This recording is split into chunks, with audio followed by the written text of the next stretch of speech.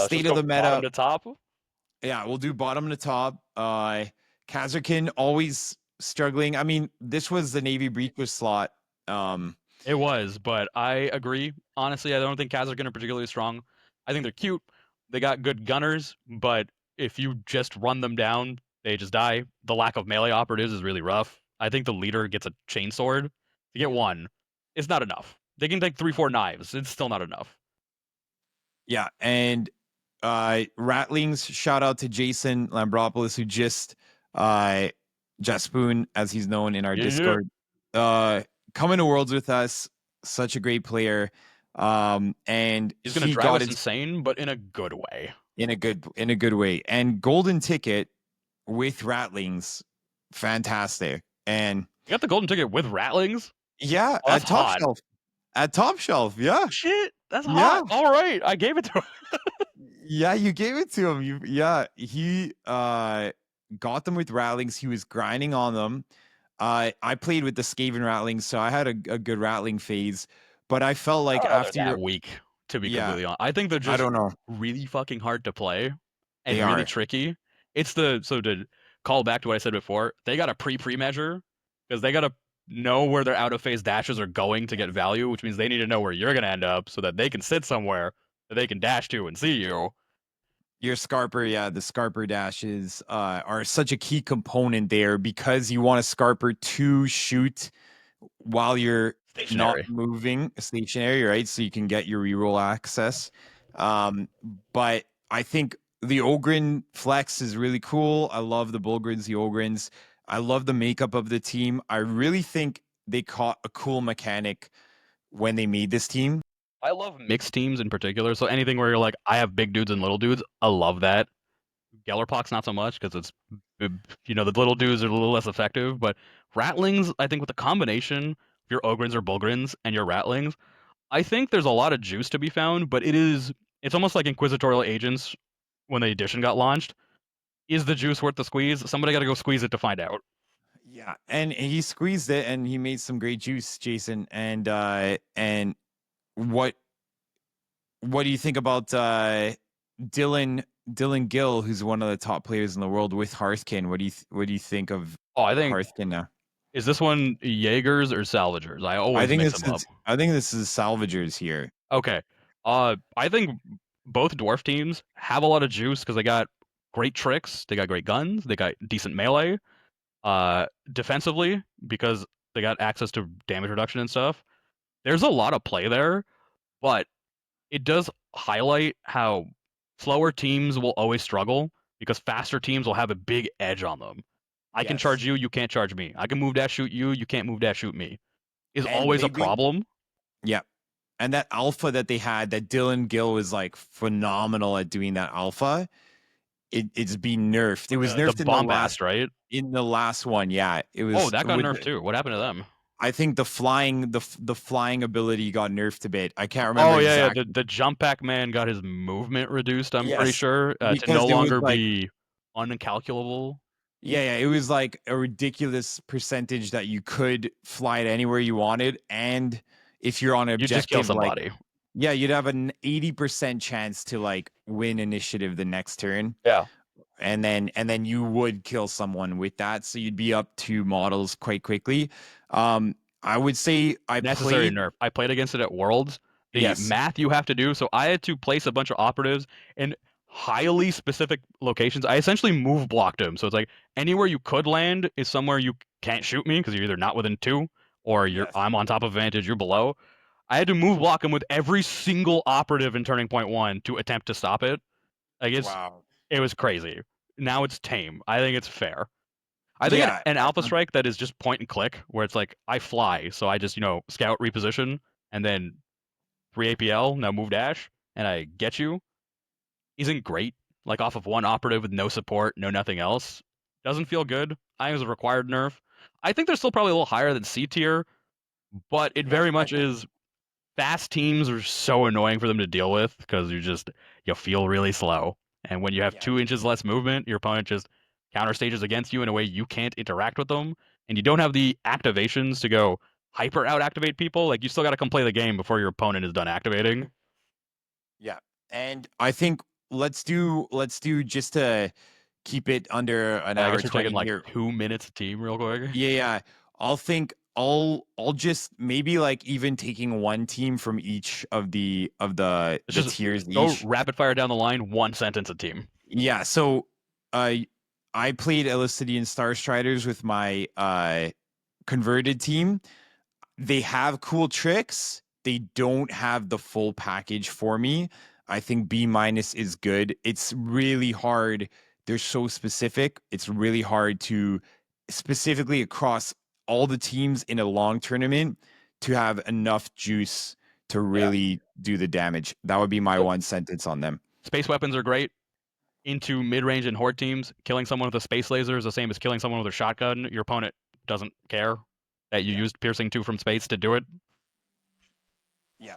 And then Hand of the Archon, really lethal. They're worse time. Corsairs. That's why they're in B-. Yeah. Pathfinders, I'd put them in fucking A-, but I think they got nerfed in the last Data Slave. They got nerfed. Voyan, obviously, shout out to you, Voyan. Shout out again, brother. Make everyone piss their pants when you're on Pathfinders. But so much. It's like yeah. Yeah, with those marker, I just have like waking up in sweat every night. Marker lights. Like, okay, into complete contrast from last edition. So last edition, Voyan's playing Pathfinders, I'm playing Vetguard. I literally do not care. I don't care about anything the Pathfinders can do. It's like, cool, you marker light a guy 1,000,000 times. He's a guardsman. You could have just shot him and he's dead anyway. Like, it doesn't matter. 6 marker lights, 10 marker lights. Didn't care. And in this edition, it's like everything on them feels super oppressive and I want them to die. Yeah. So that's our sentence there. Gellerpox. Too many eggs in one basket. Yeah. Kroot. I would bump them up to B+. I think the way they play the missions and they have a piercing 2 flamer is like a lot of dice. Shane was on them and just into elites, I think, was a struggle. Now that the elites are a little toned, maybe they're better. Scout, they got that 1 CP swing first, so you can do the like, okay, I'm gonna do 8 damage to you on the way out. Yeah. So yeah, Kroot. I can't wait to play Kroot. Scouts. I played them in the team tournament. Quite good.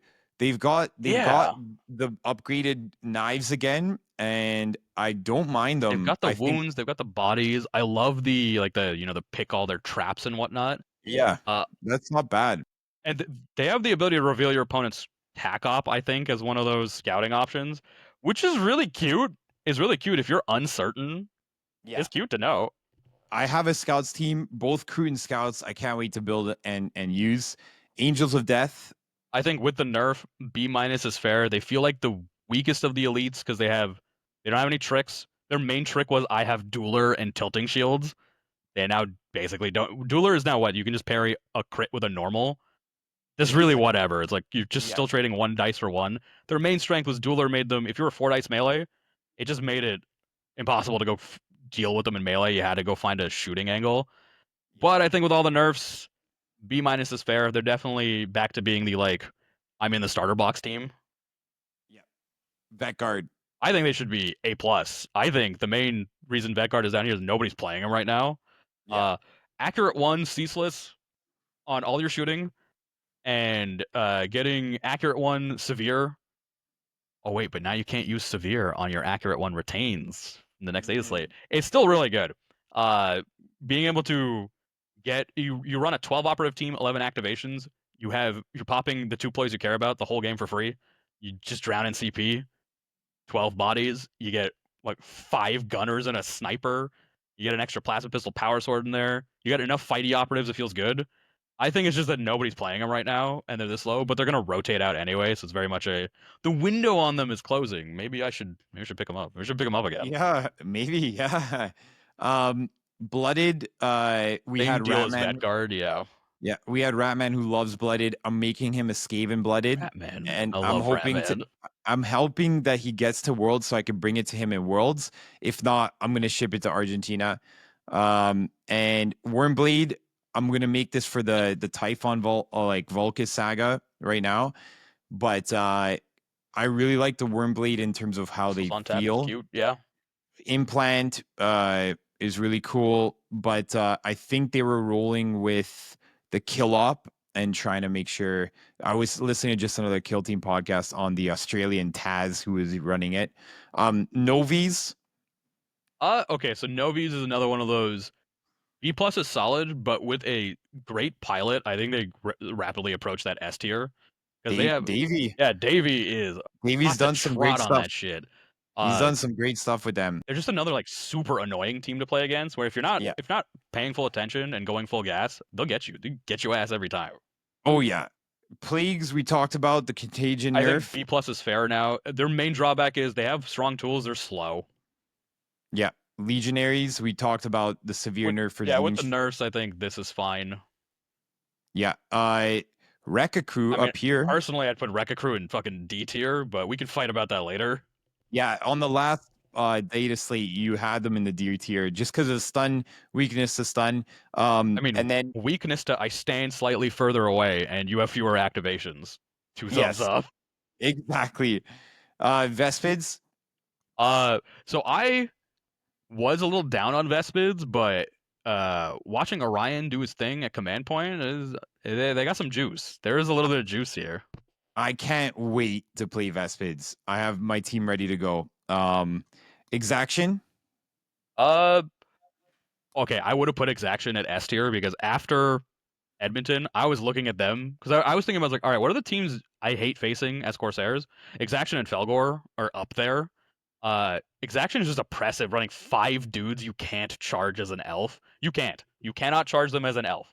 They fight first with 4 damage, they kill you. And with a 4-up save too. 3-up save. The shield guys have 3-up saves. It's fucking crazy. 3-up save. My brother loves Exaction. He couldn't make it to the pod. My other half of Twin Hammer, Thomas. Yeah. But he loves Exaction. Went 2-1 in the teams tournament as well. And Max, you should have picked him. You should have picked him. Yeah, for that last game. He has a PhD in Exaction right now. And he's really jacked up because Dark Tide released the game with Exaction mod DLC. It's amazing. So cool. I run both shield weapons, shield and shot pistol, shield and shock maul. This is a great way to play. Amazing. Tonight doing a battle report on these guys. The if I can remember what they're called, the Hunter Clade. There we go. They're the lost team. No one's played them. No one. I bought all the Hunter Clade stuff off of somebody thinking I was like, I'm going to try this and be the weird dark horse pick. Yeah. I got the stuff for relatively cheap. They're just weird, man. They're so weird. Yeah. But now you can take 7 Ruststalkers, which is 70 wounds of guys. I don't think you're limited to 5. Okay, so they upped it to 6.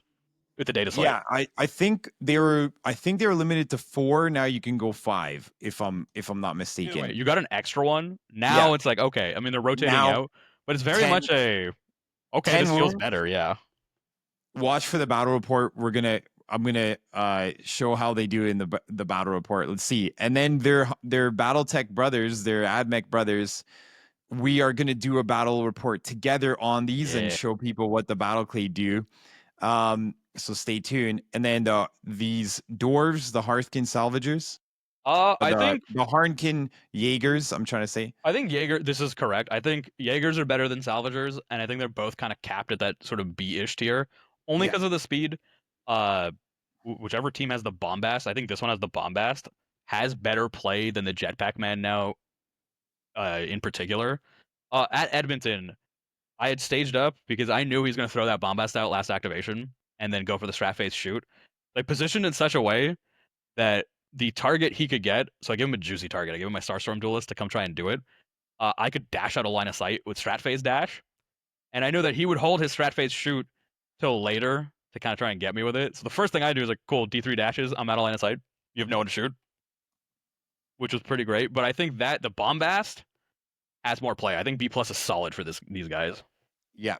Kommandos. Yeah, A- is solid. A lot of wounds, good tricks, and the Grot can score 6 points by himself. Surveillance? Yeah.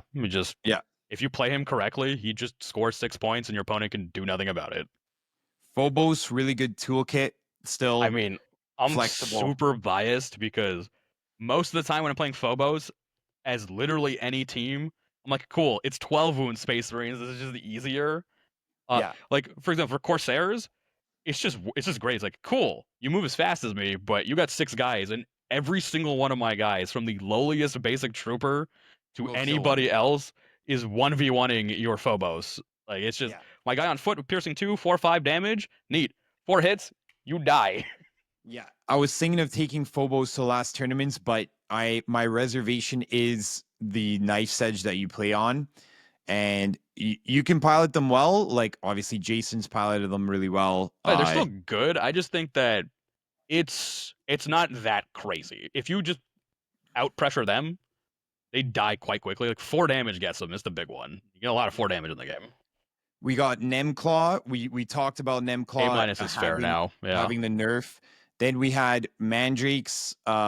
Surveillance is really good. I haven't picked them up in this edition yet because I hate the way they went from like a really killy going aggro team to now like a surveillance team. I'm just They're like still that. Pretty killy, pretty aggro because they got some good weapons. They got some 5 dice shooting. Yeah. They're still very cute. Power weapons everywhere, invulns everywhere. But I think A- is solid. They're still a little weird, and against teams that are still faster than them, you can zip all over the place, and it's like other people will just run up to you because they're fast enough. So it presents some challenges. I haven't played them since we played TTS Warp Coven versus Mandrake back in September. That one was a goofy game because it was we were doing some things in rooms, and I got big blasts and torrents off because it was just all over the place. It was crazy. Some good tricks. Like I got multiple interrupts. They've got good stuff going on, but they're still 2 APL. Yeah. And their main shtick is like some people can teleport around the map, which is fun. And surveillance is cute because they can teleport. But if somebody just wants to straight up, like Nemesis Claw wants to come up and just brawl with the Mandrakes will just fold rapidly. 100%. And Corsairs, we talked about I'd put them in fucking S tier. Your legendary run. Yeah. In your hands, S tier. If people don't play like on the foot on the gas, it could be they leave themselves open a little bit, but I think the main thing is they're good into elites and they're solid into other mid range. You feel okay about the vast majority of your matchups. Felgor, one of the ones coming up, is probably your biggest problematic one, but I think somewhere in A tier is totally fair. They're really hard to play, and you do need to do that. Think several moves deep to get the juice out of them. A tier is fair. Yeah, and then we've got Chaos Cult. I don't know. I find these ones weird. I'd always want to put them lower because they just feel a little weaker. The middle transformation, I think, is also still 7 or 8 wounds, so it's very much until you get to the big boy, they feel a little weak. They have no innate access to piercing, which means you got to rely on go brawl it out. And if your opponent just wants to shoot it out and not give you as many brawls as you want, feels a little rough. I mean, there's definitely some juice to squeeze there. I think they're B+. I think they're just 1 down. I think they're B+. Free got his golden ticket with these. So nice. Yeah. It's cool to see like all these picks that have been put lower down on the list go get stuff. That's hilarious. Go get golden tickets. Yeah, I mean, these are like I always describe these as like they're the cars, but the drivers need to drive the cars, in that sense of like this could be a Ferrari, but like a McLaren depends on the driver, whatever. If you like Formula One, it's like the driver's still going to be the highlight because they can pilot the team in the best way, right? Which is exactly what you want. All of you listening, by the way, that's the kind of meta you want. You don't want a team to define a player. You want players to define teams. Exactly. And so Felgor, speaking of that, Max triple God, man. golden ticket. The one Felgor game we played at, I think, if it wasn't Chimera GT, it would have maybe been the one at Torchlight. Yeah. Oh my God, man. You got to play so perfect. So good. I made... Like, right at the end, I made one mistake. I should have stunned a guy instead of trying to kill him, and then would have just won by a couple points. But it's like, oh, God. Frenzy is just such a headache mechanic for your opponent all the time. All the time. And in the hands of Max, you're putting, He's so fucking good. So it's very much I'm playing this game on turbo hard mode now. Yeah, it's like the Ferrari, and you've got, like, a Schumacher, like, driving it, right? Yeah. So... All right, look, you got Ferrari, you got Schumacher, and you're also... definitely opening up that rule book and finding every single loophole and using every single loophole in the race too. Yeah, I mean it's so hard in the hands of a good player, because Felgor can be that wave. They're not only a wave, they're a double wave, Yeah. right? And so it is extremely difficult to play them. But it is also just as surprising to see Navy Breachers right next to This is George's meme pick for everybody Felgor. listening. Yeah, It's gotta be. They it's a definitely got meme a pick. little more juice, but no. There's no Yeah. way they're higher than Vet Guard. Okay, I'll take that any day. Angel, you want to do it? We could do 50 games. We'll do back Yeah, to back. Angel, he's got to be on it. He's got to be on it. I hope for Angel that these guys are going to be amazing. I think they're They a were, solid B tier team right now yeah, with all the buffs they've gotten, but I think A minus is pushing it. they were a joke at Worlds with They were a that was literal my, joke. Somebody brought them to be a hero to show GW, please fix this, and they lost every single game, yeah, and they that were was a hero. it was Alejandro's my last game of Worlds that was like, wow, they just gave me a nice like freebie at the end there for a free win. But Aquilons, how are we feeling about them? I I I played against them recently. Oh, dude, if you're on the ball and you know what you're doing with your drops, it's just you have a good amount of activations. Anybody who underactivates you must simply lose people to your gunners or not play the game. Like pick one, pick an option. Their ability to pivot on the crit, pivot on the attack, do all that with the way the tokens move and the drops work is just a great mechanic. Uh, yeah, they got a lot of love in the last few data slates. I think they're in a very solid spot. I think A plus is like on the money for them. Again, they're one of the few teams where like their biggest drawback is lack of melee, but because they don't exist on the board all of the time, and you get to pick where they go, you get a lot of flexibility. Yeah, and I think now that they've been both, I'm excited to see the Aquilons and Vespid both juiced because they came out with such fanfare and then all of a sudden, like they weren't good for like 9 months. So now I I'm mean, excited for. they came out in a meta where it's like elite teams, like, oh yeah, I got 10 activations. Like I'm gonna kill 3 activations in one go every single time. I don't care. Yeah, they came out in the Warp Coven Legionnaire meta, and I remember like my heart sinking when we first started playing all those games where I was like, oh, I was really excited to play these new teams, but I can't because we were preparing for Worlds. I Yeah, can't. or we gotta go pick one of the stronger teams. I mean, you can Yeah, definitely dark horse pick it, but stronger team will help you out. yeah. So I still haven't played either of them as them. So Brood Brothers going to be showing up in our battle report tonight as well. Love them. I think this is a great spot for them. I think they're one of the stronger horde teams because they got that flex with the leaders. Patriarch Yeah, flex is really tight into elite matchups where like I now have a bit of a sledgehammer and I also have a Melta. yeah. And George pilots these so great. We played them at I can't remember. I think it was Chimera Did get tournament. some much needed nerfs. Like the icon bearer I think requires visibility now, so no more like hide the icon bearer Yes. behind a wall and be like, ah, that Yeah. guy, throw your bomb. Yeah, you can't even see the icon of the Wyrmblade, like Exactly. or of the But they you feel know, fair. Like, and they've got cute tricks, and I love the 3 leader option thing. Like, it's just fun. It's a fun thing it's for a a team to fun. have. It's the best thing about Brood Brothers is those three cool AF leaders, and same thing with like the Wyrmblade. Like your team is just a bunch of dudes that can shoot well, and then three cool leader Three like options to choose from. cracked out little leaders is great. Yeah, I love that. I love that mechanic. Inquisition. I I played think them. A plus is generous in this Yeah, day and I age. think Inquisition really cool when I played them in the fall. I really enjoyed playing them. I was thinking about taking them to Worlds. Obviously, Mateusz from Poland just like pretended he didn't have any games, and then he was like, "If you do not make that move, you've lost." And I was like, "Oh my god, is this guy thinking like 29 moves ahead or You gotta. something?" It was like top of turn two. I was like, "Oh my god, bro, just let me play, please."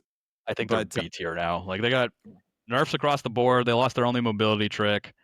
Uh, like the cute thing that they have is like I can take Kasrkin with them, but it feels like the juice is no longer worth the squeeze for like all the work you got to do, yeah, and you're still basically locked into Inquisition plus Kasrkin.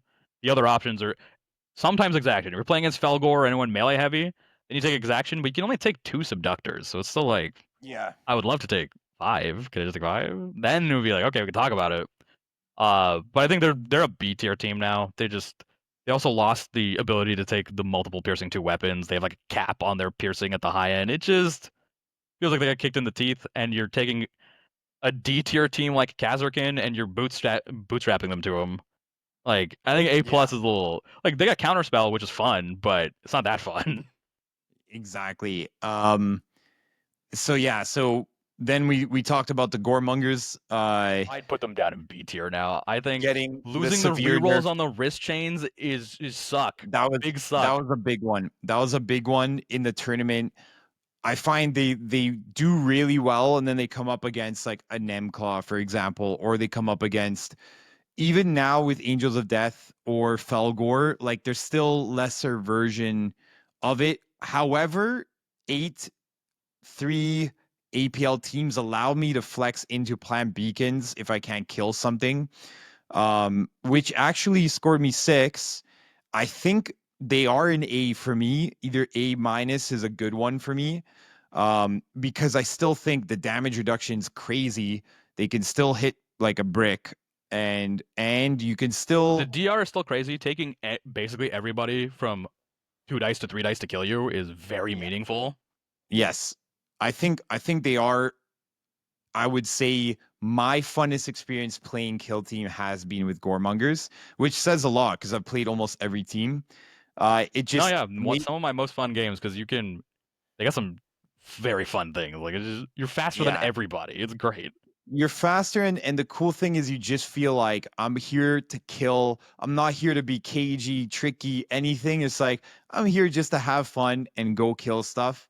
So I think in that way, it really makes you feel like free almost. And you can't die in one shooting activation, which also frees up the lethality of Kill Team, where you can feel like almost new players can feel frozen to move because their operatives are almost always about to die.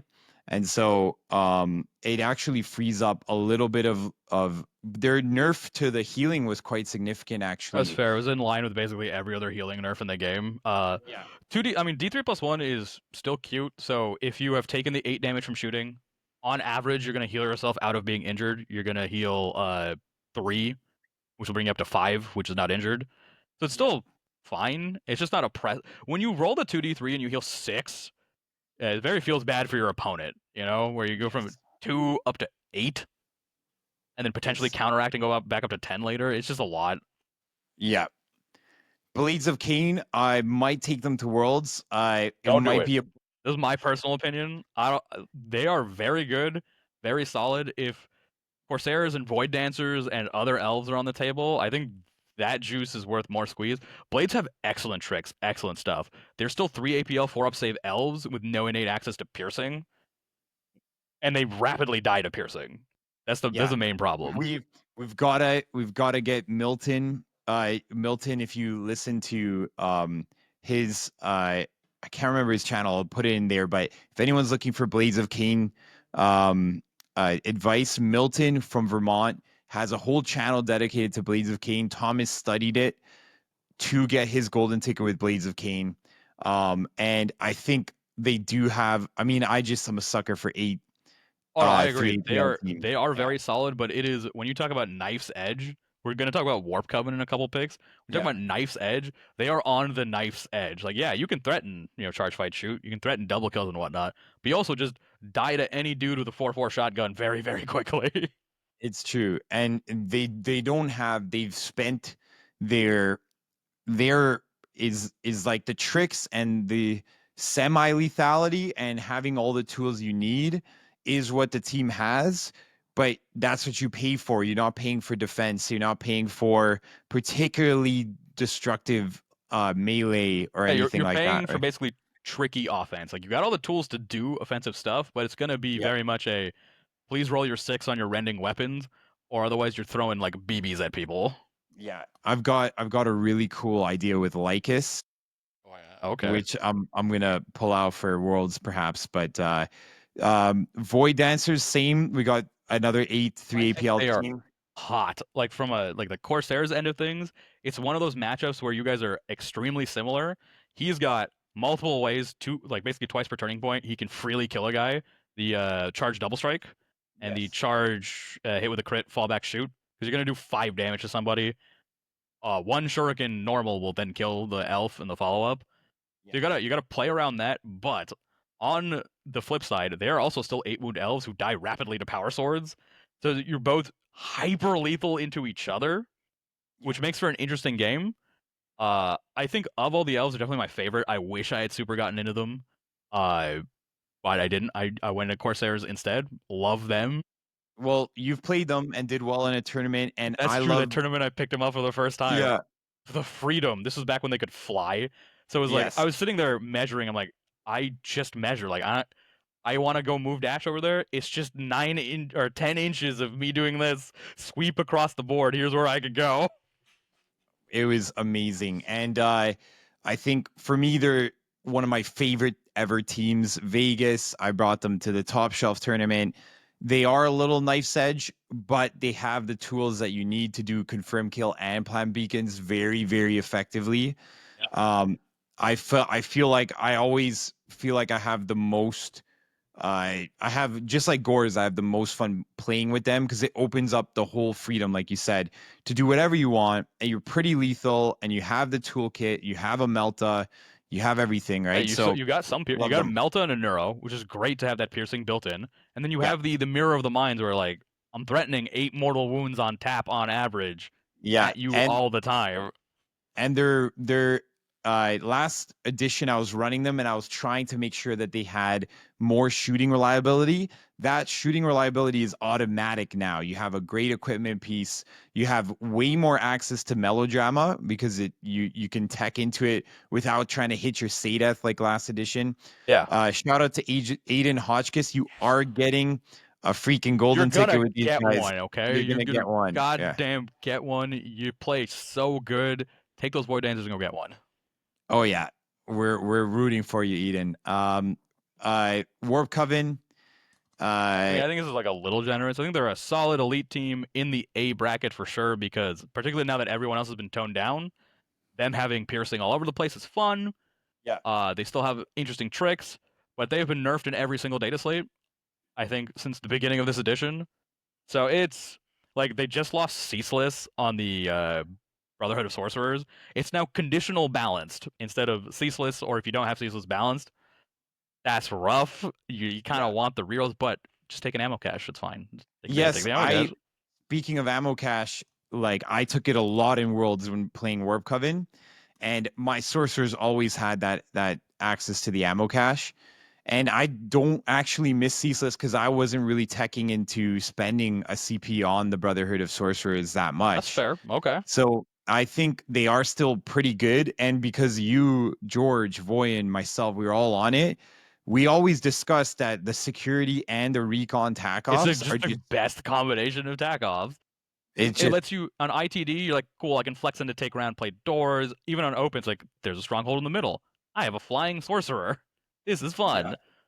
And then in games where like I'm uncertain, yeah, just take beacons. In other elites, you just take confirm kill. Yeah. And then you can flex into Zangors, and it's beautiful. Like into elf teams, like cool. I am now 9 guys, 3 sorcerers, 6 Zangors, and I out activate you, and my Zangors still 2-tap you. I think they're still really cool, and that flex, like you said, yeah.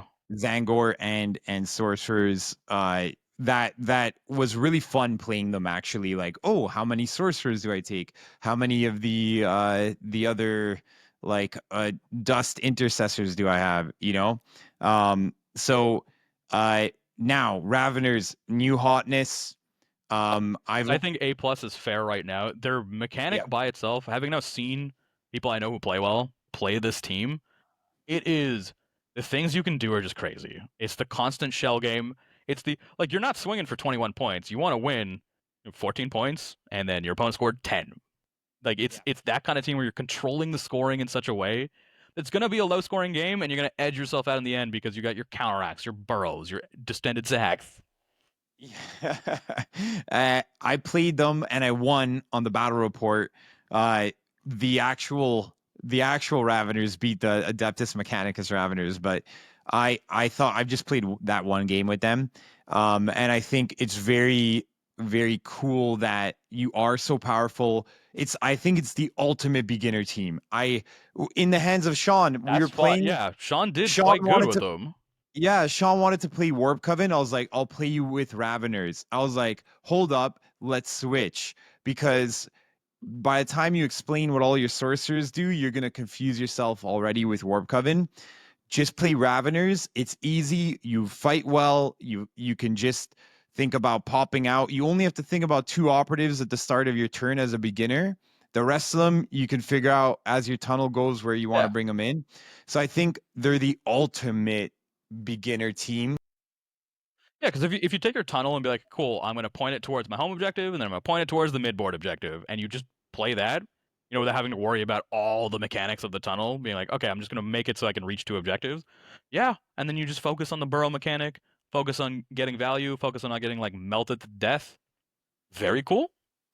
It's very cool. Another one that we talked about earlier on is the Sanctifiers. I do think because they've kept all of their other things, really, Blaze was not a factor when I was winning. It was not a icing on the factor. cake. The 6-inch move was a That was the significant biggest one, yeah. factor. It was a significant factor. I don't think there may be S tier in that sense, but I would say that they are still significantly good because every operative you have is like better than every other Horde team's operative. Yeah. Like your Melta gun's not a Melta, he's a chainsword. A chainsword with a Melta, which means he can't be charged by elves half the time. Yeah, so he's like a specialist, and like all of your guys are great in combat, especially if you go the full preacher build. It's like, wow, I've got everybody who's great in combat and everybody who's great in shooting. It's like, well, I have a full the horde. Miraculous is just so good and so annoying to remove. Yeah. I think it's a really Blood and Zeal, the 2 teams come out of that were really fun to play with. I like how they're polar opposite teams. Goremongers is a run it down your opponent's face team. Sanctifiers is a sit and do nothing until the opportune moment and then kill everybody. Yeah, exactly. And you're just reading the book. The guy's reading the book. He's like, hold on, I got to find the right passage. What's funny is like TP1, you can just pass everybody and stand still. And then TP2, you're like, cool, activate my Confessor first. Now everybody moves up to where I wanted them to move TP1 real quick. Yes. And we did the breakdown for the Sanctifiers as well. In that 6-inch charge was so great for me to have that when I was piloting them, where you could 6-inch stage mid-turn and then do your 3 APL with somebody, right? Especially when you have the baby loading up 2 operatives with 3 APL at the start of turn 2. So good. But really good. Especially when they are your missionaries with a crazy flamer and a crazy melta, right? So I still think it's so good. Either A+ or S, doesn't really matter. I think S tier is deserved for them just because they're still 3 inches, still going to be very, very annoying for your opponent to deal with. It's great. You can kill all elites. You love to play into elves, and then other horde teams 4/4 flamers. Like all day, every day. Come here, die. Yeah. So elites are good matchup. Elves are good matchup. You have enough to deal with. Maybe the Felgor going to be a little bit of a trouble. Yeah, those will always be your harder matchups, the ones where you need multiple activations no matter what to kill somebody. Same thing for Goremongers, but it's a little weaker because especially with the Blaze tokens, it's very much a like you could just die, do 8 damage, like 66% chance for you to die. It's D3, right, for Blaze? I think so, yeah. So you have better tools there. And the fact that you have chain swords all over the place means you can, once they've taken the shots and a little lower, you can shoot through them eventually. And then we've got Hierotech as our last here. I think I would put them down in the A brackets now. Like they were definitely super cracked because the teleport gave them way more extra juice. Now that the teleport is tame, it's still very good, mind you. Like it's not bad. It's still excellent. Yes. But the fact that they can't do a TP1 means you no longer need to be concerned about full Alpha Strike. And with the range limit means you can now play around it way more effectively. He can't just like put his leader 5 inches from his line and threaten the whole board. It now only threatens like the small circle around him. You can figure it out. You can stay out of it, kind of thing. They're still very strong because they play the missions well. They deny your opponent kill op. But as I have discovered in playing Corsairs into Hierotech, if you never try to piecemeal kill them. You wait, you kill all of them. Like you try to kill like 3 or 4 at once, and if you can't, you're not worried about sending people up to go for one little trades. Go play the crit op, go do anything else real quick. Especially if they turtle, you just got to go full or let them turtle and then do your own thing, right? Yeah, and sneak a guy up the gut to deny contain, and you're usually golden. 100%. So I think what we're gonna do, if you watched to the end of this, like, subscribe. Thank you so much, guys. Appreciate you. We're gonna call it right here.